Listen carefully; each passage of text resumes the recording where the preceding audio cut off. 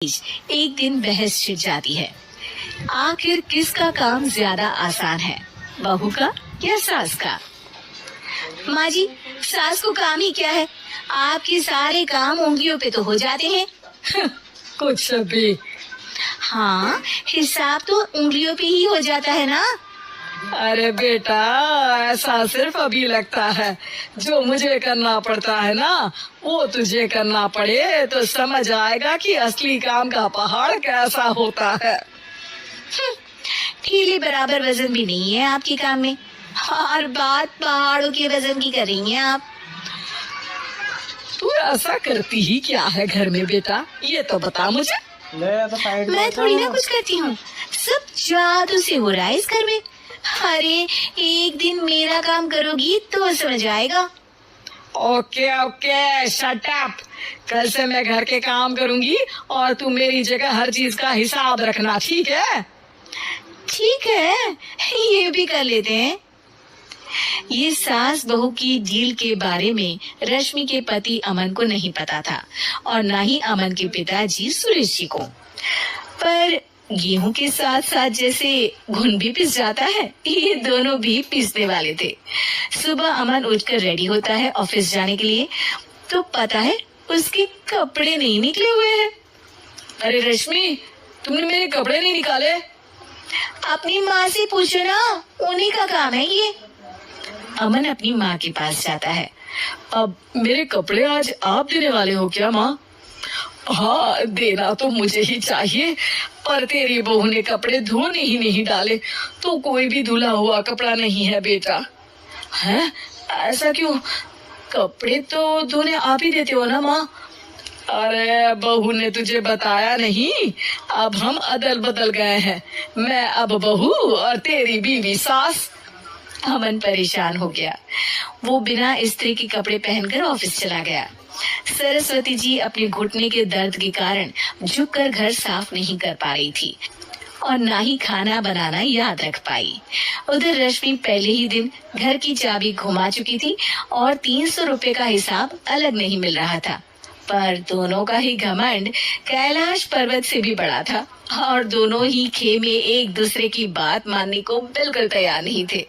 शाम को जब सुरेश जी और अमन खाना खाने बैठते हैं, तो सरस्वती जी उनके सामने गाजर और पपीते लाकर रख देती हैं। अरे माँ, ये क्या है? ख्याली पुलाव के साथ सलाद। माँ जी खाना बनाना भूल गई लगता है। अरे एक एक चमन्नी का हिसाब है मेरे पास, खाना बनाना कैसे भूल जाऊंगी? ये तो मैंने पढ़ा था कि फल फ्रूट खाने से सेहत अच्छी रहती है, इसीलिए ये ले, एक फल खा ले। रात को सुरेश जी और अमन अपनी मीटिंग बिठाते हैं अकेले में। बाबूजी, इनकी लड़ाई के कारण ना हमें ठीक से खाना मिल रहा है, उल्टा करके सारे काम रुक गए हैं। हाँ बेटा, 2 भैंसों की लड़ाई में बेचारे खेत के पौधों का भी नुकसान हो रहा है। पर पापा, क्या बताऊं आपको, मैंने माँ को इस महीने की 2 तारीख को बिजली के बिल के पैसे दिए थे।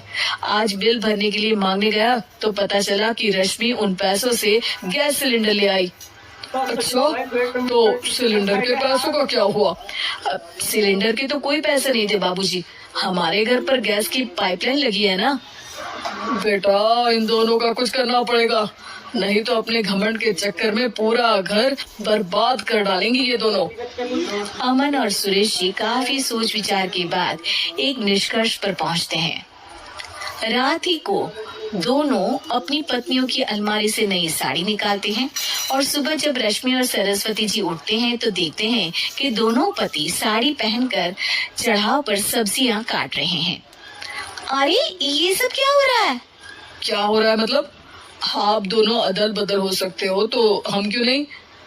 अरे क्या मतलब? नहीं नहीं, मेरी भी बचपन से किसी की बहू बनने की इच्छा थी, तो आज से सरस्वती तुम बड़ी बहू, मैं मिडिल बहू और अमन छोटी बहू। अरे लेकिन सब घर पर बैठ जाएंगे तो कमाएगा कौन? ये घर कैसे चलेगा? अब वो तो भैया या बाकी लोग जाने, अब हमने भी अदल बदल कर ही लिया है तो कुछ नहीं हो सकता। रश्मि और सरस्वती जी को समझ में आ जाता है कि उन दोनों की आपस की डील की वजह से इन दोनों को बहुत तकलीफ हो रही है। और उनकी ईगो ने दूसरों को कितनी यातनाएं दी है। असल में माँ जी आप सही थी, सास बनना बहुत मुश्किल है। अरे हाँ बेटा, और तू भी, मुझसे तो नहीं हो पाया सब घर के काम, वापस बदल ले क्या? हाँ हाँ बिल्कुल माँ जी, और अब आप दोनों भी बदल लीजिए, कोई आ गया तो आप दोनों को देखकर क्या सोचेगा। अच्छा है, आप दोनों की समझ में ये बात तो आई। मैं फटाक से कपड़े बदल लेता हूँ। अरे रुक जा बेटा, एक फोटो ले लेती हूँ तेरी। मेरी बेटी होती तो तेरे जैसी ही दिखती साड़ी में। और मेरा फोटो नहीं लोगी?